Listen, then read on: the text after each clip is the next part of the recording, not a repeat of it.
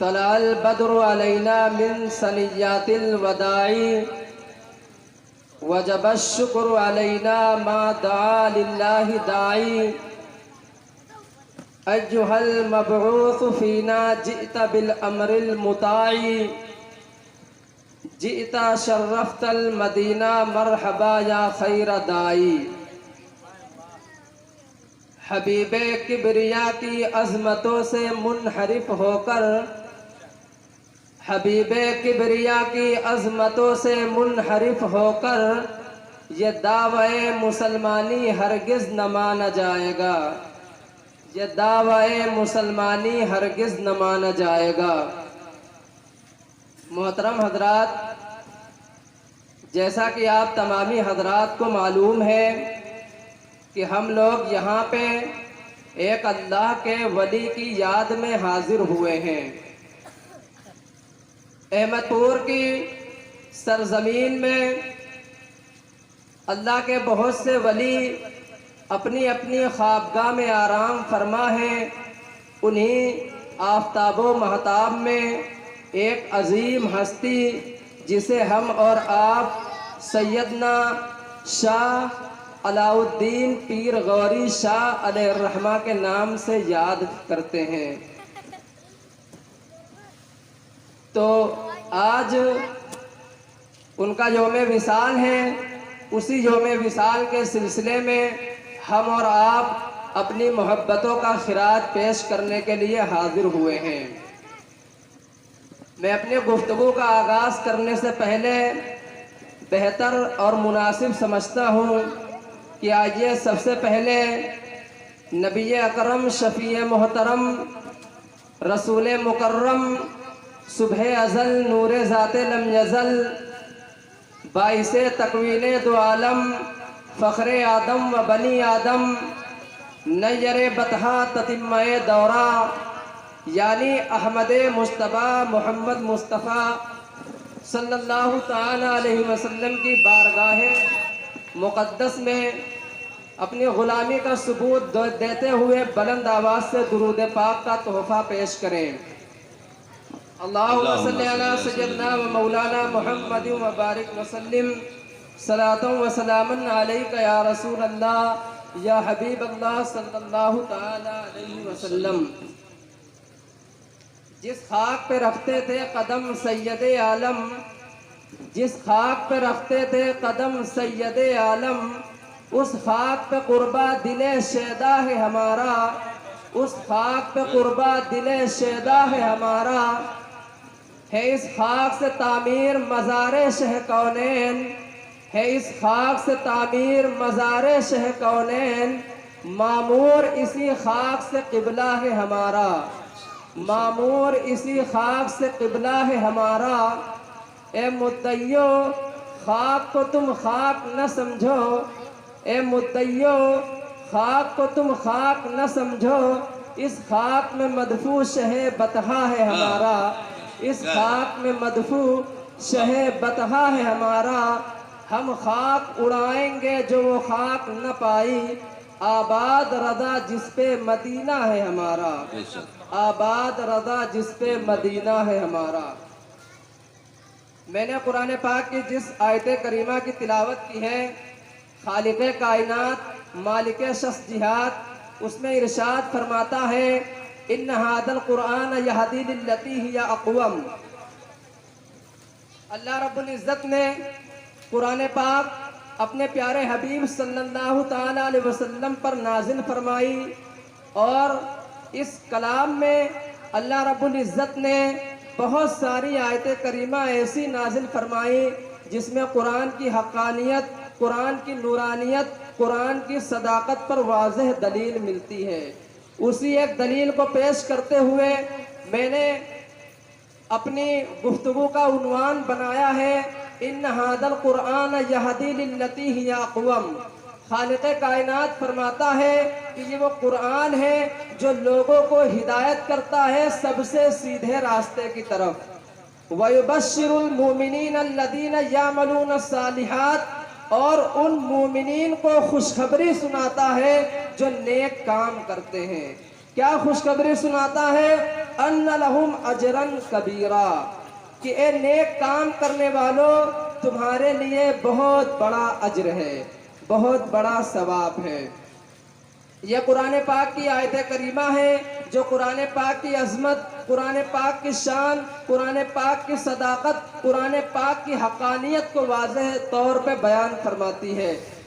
اللہ رب العزت نے اپنے کلام کو جو اپنے حبیب صلی اللہ تعالیٰ علیہ وسلم پر نازل فرمایا تو اس میں ایسی ایسی خوبیاں، ایسے ایسے کمالات، ایسے ایسے فضائل کو داخل فرمایا ہے جو فضائل دنیا کی کسی کتاب میں نہیں ملتے، جو چیزیں، جو محاسن، جو بلاغت، جو اسلوب بیان قرآن پاک کا ہے وہ جب سے دنیا آباد ہوئی ہے اور صبح قیامت تک جب تک دنیا رہے گی وہ اسلوب کسی کتاب میں نہیں آ سکتا، کیونکہ اگر وہ اسلوب کسی کتاب میں آتا تو قرآن پاک اللہ کے نبی صلی اللہ تعالیٰ علیہ وسلم کا مقدس معجزہ نہ رہ جاتا۔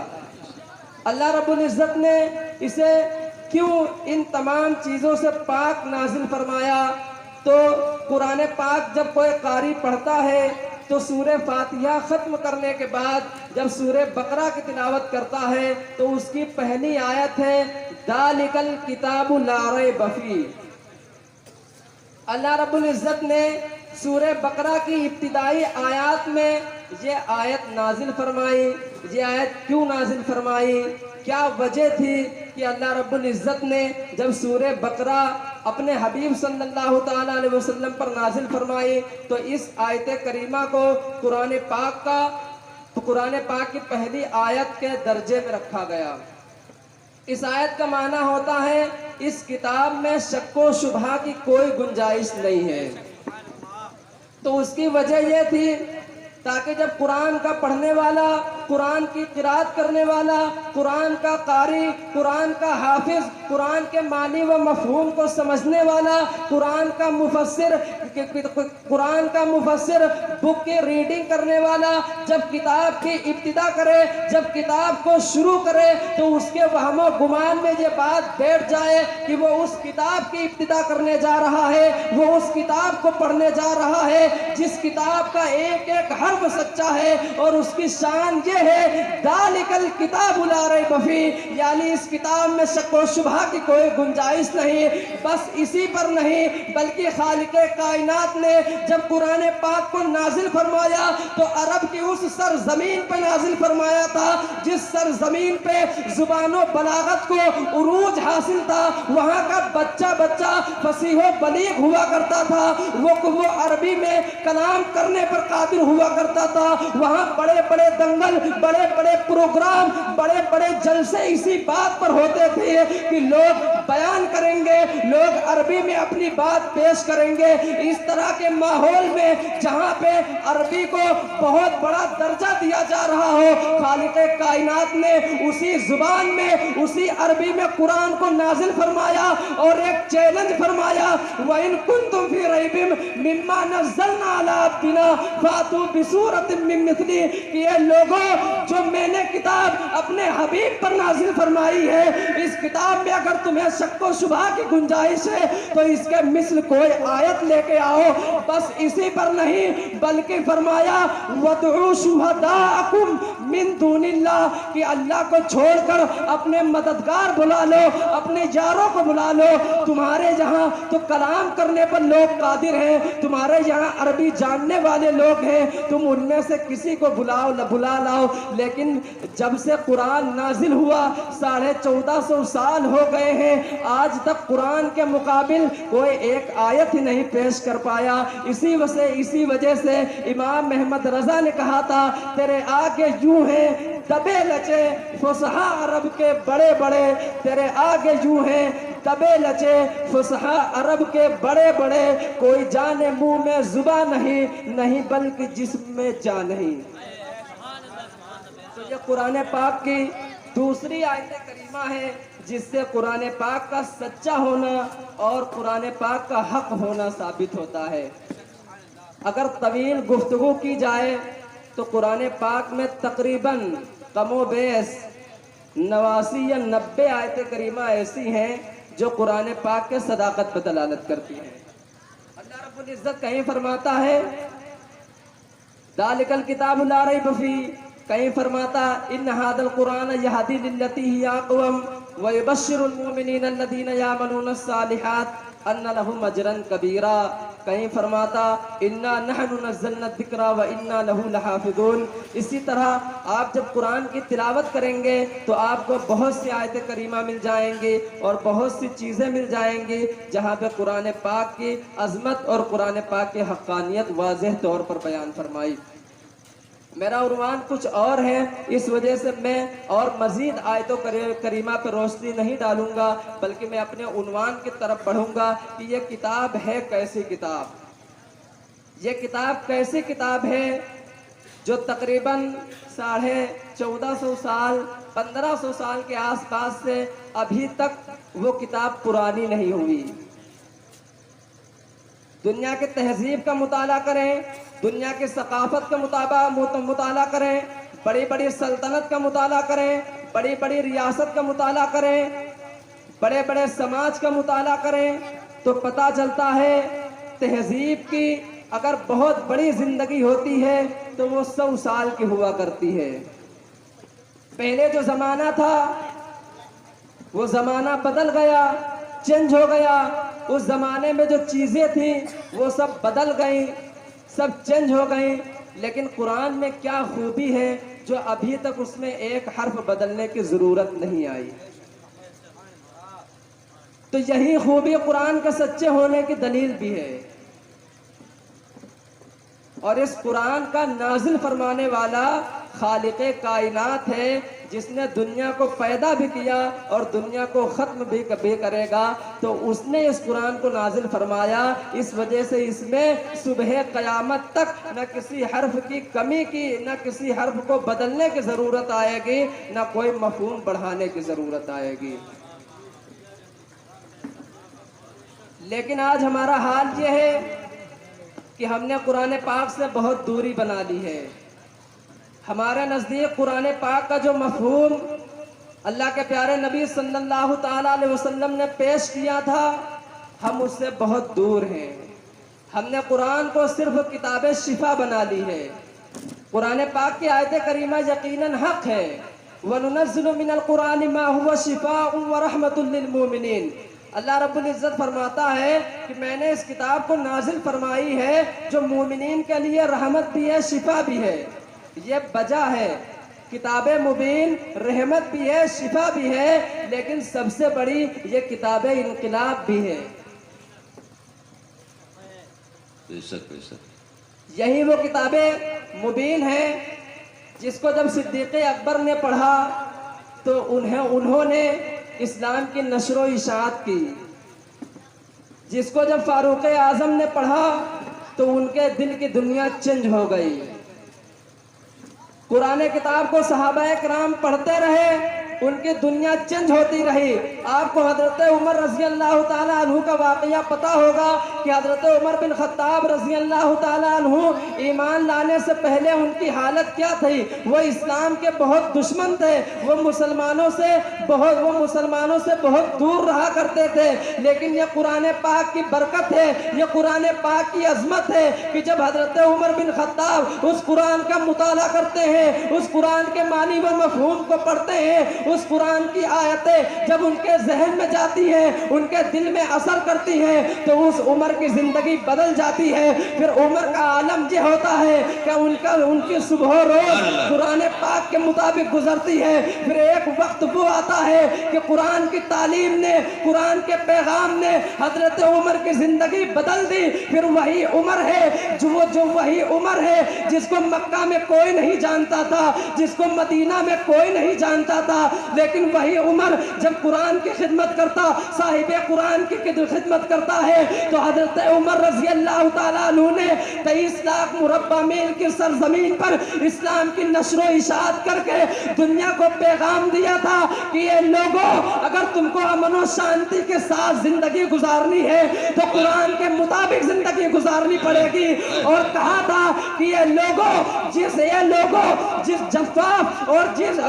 جفاف اور جس سنگ دل کی زندگی قرآن نے گزاری، قرآن نے بدل دی ہے، وہی قرآن تمہاری زندگی بھی بدل دے گا، وہی قرآن تمہاری بھی حیات کو بدل دے گا۔ وہ عمر بن خطاب نے یہ اعلان بھی کیا تھا، قرآن کی تعلیم جب ان کے دل میں پیوست ہوئی تھی تو انہوں نے اللہ رب العزت کی بارگاہ میں یہی کہا تھا کہ اے میرے خالق و مالک، اے میرے پروردگار عالم، ان لوگوں سے مخاطب کر کے کہا تھا کہ عمر آپ 23 لاکھ مربع میل کا سرزمین ہے، لیکن اللہ اکبر، خوف کا یہ عالم تھا کہ حضرت عمر نے کہا تھا کہ دریائے دجلہ کے کنارے اگر بکری کا ایک بچہ مر جائے گا تو کل اللہ عمر سے اس کا حساب لے گا۔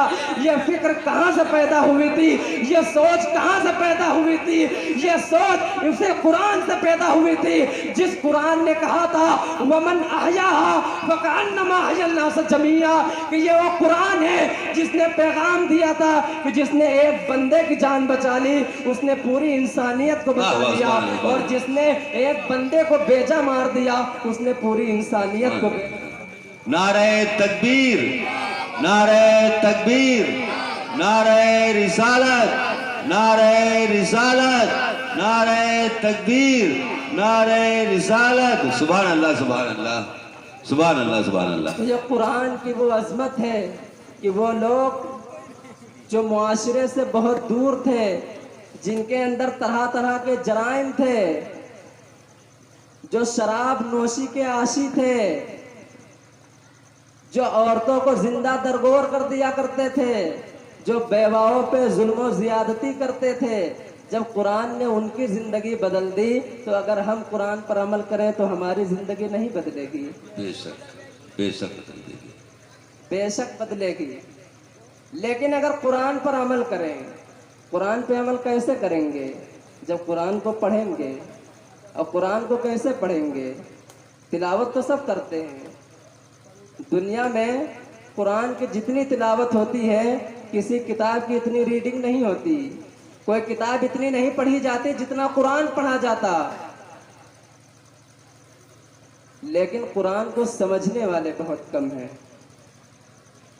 قرآن کو سمجھنے والے بہت کم ہیں۔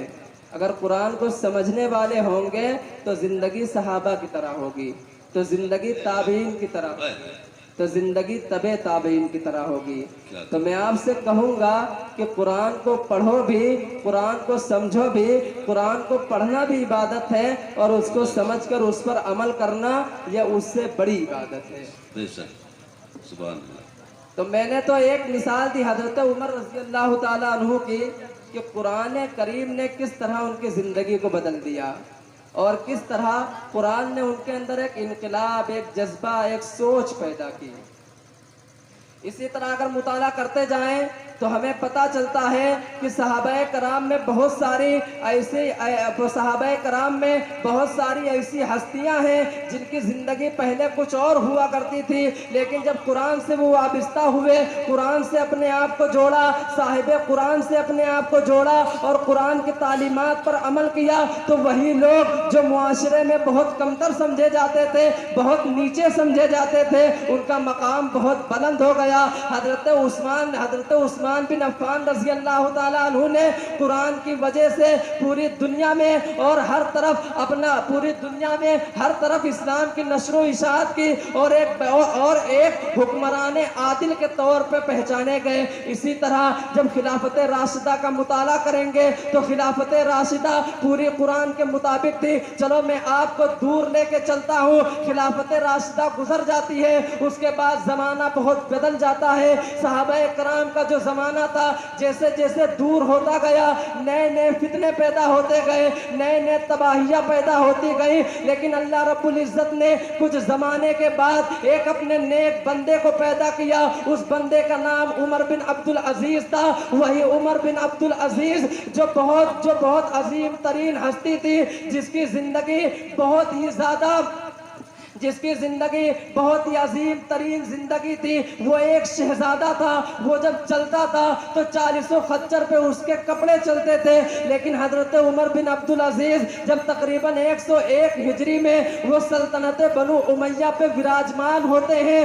اور سلطنت بنو امیہ کی وراثت ان کے قبضے میں آتی ہے, تو وہی عمر بن عبدالعزیز ہے جس نے قرآن سے اپنے آپ کو جوڑا. وہ معاشرہ جو بہت بدل چکا تھا, جو بہت دور ہو چکا تھا, جو حکمران تھے وہ بڑی بڑی ریاست پہ قبضہ کر کے بیٹھے تھے, بڑی بڑی ملکیت پہ قبضہ کرتے تھے. لیکن یہ بندہ جب قرآن سے اپنے آپ کو جوڑتا ہے اور قرآن کی تعلیمات پر عمل کرتا ہے تو جو پیغام دیتا ہے کہ یہ بنو امیہ کے ظالم حکمرانوں, ایک بات سن لو, اگر تمہیں حکمرانی کرنی ہے تو تمہیں قرآن کے مطابق حکمرانی کرنی پڑے گی. اگر تمہیں سلطنت چلانی ہے تو تمہیں قرآن کے مطابق سلطنت چلانی پڑے گی. حضرت عمر بن عبدالعزیز نے جتنے جرائم تھے, جتنے پیشہ ور جرائم تھے, سب جرائم کو بند کرایا اور دنیا میں اعلان کرا دیا کہ میری سلطنت میں کوئی بھی اگر زمین کو غصب کیا ہے تو اس کو واپس کرنا پڑے گا. اگر کسی کا مال چرایا ہے تو اس کے مال کو چرایا پڑے گا, اس کے مال کو واپس کرنا پڑے گا. تاریخ گواہ ہے کہ حکمران جو اپنے آپ کو بہت بڑا پاورفل سمجھتے ہیں, وہ حکمران جو لوگوں کی ریاست کو لوٹ لیتے تھے, لوگوں کی ملکیت کو لوٹ لیتے تھے, لیکن حضرت عمر بن عبدالعزیز نے جب اپنے آپ کو قرآن میں ڈھال کے اور اپنی سلطنت میں یہ اعلان کروایا ہے کہ آج کے بعد ہمارے جہاں قرآن کے مطابق زندگی گزرے گی, تو تاریخ گواہ ہے کہ جو اتنا برا معاشرہ تھا وہ معاشرہ اس طرح چینج ہوتا ہے کہ 1 سال کے اندر جب حضرت عمر نے زکوٰۃ وصول کیا, زکوٰۃ کو جمع کیا اور اعلان کرایا کہ اے میرے حکمرانوں, اے میرے گورنروں, اس زکوٰۃ میں جو غریب ہیں ان غریب کو بانٹ دو, جو مسکین ہیں ان مسکین کو بانٹ دو. تو وہ گورنر عرض کرتا ہے اے امیر المومنین, میری سلطنت میں جتنے مسکین تھے میں نے سارے مسکینوں کو دے دیا, جتنے فقیر تھے سارے فقیروں کو دے دیا. حضرت عمر بن عبدالعزیز کہتے ہیں جاؤ جاؤ اور بھی جو ہیں ان کو دے دو, لیکن وہ حکمران کہتے ہیں نہیں نہیں, میں نے سب کو دے دیا. وہی معاشرہ تھا جہاں پہ محتاجی تھی, جہاں پہ مفلسی تھی, لیکن جب قرآن پہ عمل کیا تو 1 سال کے اندر پوری ریاست میں کوئی فقیر نہیں تھا, پوری ریاست میں کوئی مسکین نہیں تھا. یہ کس چیز کی برکت تھی؟ یہ قرآن کی برکت تھی, کیونکہ قرآن کے مطابق انہوں نے جب سلطنت چلائی تو اللہ نے ان کو برکت عطا فرمائی. سبحان اللہ, سبحان اللہ. قرآن کے مطابق اگر آپ زندگی گزاریں گے تو آپ کی زندگی بہت ہی خوشگوار زندگی گزرے گی. اب وقت چونکہ بہت زیادہ ہو رہا ہے, میں اپنی گفتگو اور کرتا, میں ایک مثال اور پیش کرنے کے بعد اپنی گفتگو کو ختم کر لوں گا انشاءاللہ. اگر زندگی رہی تو پھر بولوں گا. آپ ایک عظیم ہستی کو جانتے ہوں گے جن کا نام فضیل بن عیاض ہے. کتنے لوگ جانتے ہیں فضیل بن عیاض کو؟ فضیل بن عیاض ایک اللہ کے ولی ہے, لیکن ولایت سے پہلے کی ان کی زندگی بہت ہی عجیب و غریب زندگی تھی. فضیل بن عیاض ایک ڈاکو تھے, ولایت ملنے سے پہلے ایک ڈاکو تھے. اتنے بڑے ڈاکو تھے کہ دور دراز تک ان کے چرچے تھے, اور وہ کسی قافلے کو اپنے علاقے سے گزرنے نہیں دیتے تھے. وہ فضیل بن عیاض جن سے ہر طرح کے لوگ ڈرتے تھے, کوئی قافلہ نہیں گزرتا, جب کوئی قافلہ گزرتا تھا تو فضیل بن عیاض اسے لوٹ لیا کرتے تھے. قافلے والے کہتے تھے کہ اس راستے سے رات میں نہ گزرو, اس راستے سے تنہا نہ گزرو, ورنہ فضیل بن عیاض لوٹ لے گا. لیکن اللہ کی مشیت, اللہ کی قدرت دیکھیے کہ اللہ رب العزت کو اس فضیل بن عیاض کو ہدایت دینی تھی, اور کس چیز کے ذریعے ہدایت دینی تھی؟ قرآن عظیم کے ذریعے ہدایت دینی تھی. ایک قافلہ آتا ہے جس قافلے میں ایک قاری قرآن ہے, اس قاری قرآن کی یہ عادت کریمہ تھی کہ جب وہ کسی قافلے میں جاتا تو وہ قرآن کی تلاوت کرتا ہوا گزرتا تھا. وہی قاری, وہی قافلہ اس گھاٹی سے گزرتا ہے جس گھاٹی میں فضیل بن عیاض اپنے تمام ڈاکوؤں کے ساتھ وراجمان ہوتے ہیں، لیکن وہ قاری بلند آواز سے تلاوت کرتا ہوا گزر رہا ہے۔ وہ تلاوت کرتے کرتے اس آیت کریمہ پر پہنچتا ہے، الم یعنی للذین آمنوا ان تخشع قلوبہم لذکر اللہ۔ اس آیت کریمہ کا مطلب یہ ہوتا ہے کہ اے مومنو، کیا تمہارے لیے وہ دن نہیں آیا کہ تمہارے دل اللہ رب العزت کے خوف سے لرز اٹھے، تمہارے دلوں میں اللہ رب العزت کا خوف بیٹھ جائے۔ یہ آیت کریمہ سننی تھی کہ فضیل بن عیاض کی دنیا بدل جاتی ہے، ان کے دل میں ایک عجیب کیفیت طاری ہو جاتی ہے، اور وہ اس آواز کے دیوانے بن جاتے، اس کلام کے دیوانے بن جاتے۔ وہ ہتھیار کو ڈال دیتے، ہتھیار کو ڈال دینے کے بعد وہ اس قافلے کے قریب جاتے اور کہتے، قافلے والوں بتاؤ بتاؤ یہ کون سی آواز ہے، یہ کون سا کلام ہے جس کلام نے میری زندگی کو بدل دیا، جس کلام نے میرے تمام جرائم کو چھوڑنے پر مجبور کر دیا۔ وہ قاری قرآن کہتا ہے، اے سننے والے سن، یہ کلام وہ کلام ہے جس کلام کو خالق کائنات نے اپنے محبوب پر نازل فرمایا۔ یہ کلام قرآن کریم ہے۔ فضیل بن عیاض کہتے ہیں کہ یہ قاری قرآن مجھے صاحب قرآن کا کلمہ پڑھا اور مجھے توبہ کروا دے، آج کے بعد میں جرائم نہیں کروں گا، میں ڈاکہ نہیں ڈالوں گا، میں چوری نہیں کروں گا۔ وہ فضیل بن عیاض جو ایک بہت بڑے ڈاکو تھے، لیکن اللہ رب العزت نے قرآن پاک کی ایک آیت کریمہ کے بدلے میں انہیں ہدایت دے دی، ایک آیت کریمہ کے بدلے میں انہیں ولایت عطا فرما دی۔ پھر اسی قرآن سے جب وہ وابستہ رہے، اسی قرآن کے مطابق وہ زندگی گزارتے رہے، اسی قرآن کے مطابق ان کی زندگی کے شب و روز گزرتے رہے، تو ایک دن وہ آیا کہ فضیل بن عیاض کو اللہ رب العزت نے وہ مقام عطا فرمایا تھا کہ مکہ مکرمہ میں جتنے ابدال تھے، ان ابدالوں کا امام فضیل بن عیاض کو بنا دیا تھا۔ یہ کس چیز کی برکت تھی؟ یہ قرآن پاک کی برکت تھی، یہ قرآن پاک کی صداقت تھی کہ جن لوگوں نے قرآن پاک کی خدمت کی ہے، جن لوگوں نے قرآن کے نور کو جن لوگوں نے قرآن کی روشنی کو اپنے دل میں جلایا ہے، جن لوگوں نے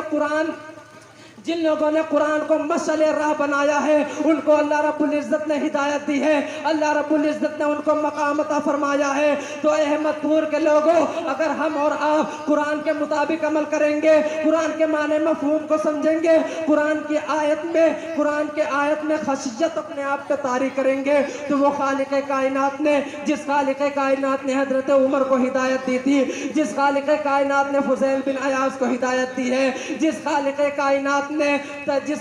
کائنات نے ولیوں کو مرتبہ عطا فرمایا، وہ خالق کائنات ہماری بھی سنے گا، وہ خالق کائنات ہمیں بھی عروج کی منزلوں پہ پہنچائے گا۔ لیکن شرط یہ ہے کہ ہم قرآن کے مطابق اپنی زندگی کو گزاریں، ہم قرآن کو صرف کتاب شفا نہ سمجھیں، ہم قرآن کو صرف کتاب تعویذ نہ سمجھیں، ہم قرآن کو صرف بیماری دور کرنے کا ذریعہ نہ سمجھیں، بلکہ قرآن کو ہم دستور حیات سمجھیں، قرآن کو ہم ضابطۂ حیات سمجھیں۔ جب ہم قرآن کو ضابطۂ حیات سمجھیں گے تو ہماری زندگی صحابہ والی زندگی ہوگی، ہمارا طریقہ صحابہ والا طریقہ ہوگا۔ میں آخر میں کہوں گا، یہ ناز یہ انداز ہمارے نہیں ہوتے، جھولی میں اگر ٹکڑے تمہارے نہیں ہوتے، اور بے دام ہی بک جائے یہ بازار نبی میں، اس شان کے سودے میں خسارے نہیں ہوتے، اور ملتی نہ اگر بھیک حضور آپ کے در سے، اس شان سے منگتوں کے گزارے نہیں ہوتے،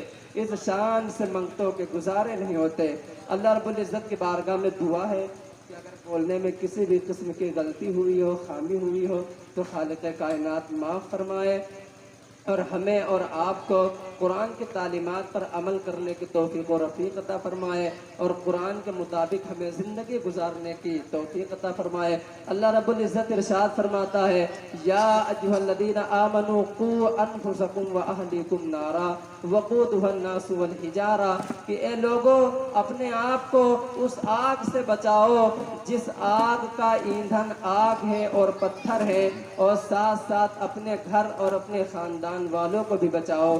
تو جس طرح آپ کو جہنم سے بچنا ہے، اسی طرح اپنے بچوں کو بھی جہنم سے بچانا ہے، اپنی بیوی کو جہنم سے بچانا ہے، اپنے خاندان والوں کو بھی جہنم سے بچانا ہے۔ لیکن یہ کیسے ہوگا؟ جب قرآن کو سمجھیں گے، قرآن کو پڑھیں گے، اپنے بچوں کو قرآن کی تعلیم دیں گے۔ وآخر کلماتی ان الحمد للہ رب العالمین۔